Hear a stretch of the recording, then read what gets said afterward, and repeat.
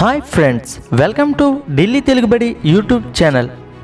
మీరు ఒకవేళ మన ఛానల్ని ఇప్పటివరకు సబ్స్క్రైబ్ చేయకపోతే వెంటనే సబ్స్క్రైబ్ చేసుకోండి.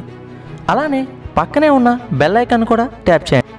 ఫ్రెండ్స్, ఈరోజు మీకు కైన్ మాస్టర్లో ఉండే ఎకో సౌండ్ అనే ఆప్షన్ గురించి చెప్పబోతున్నాను. For example,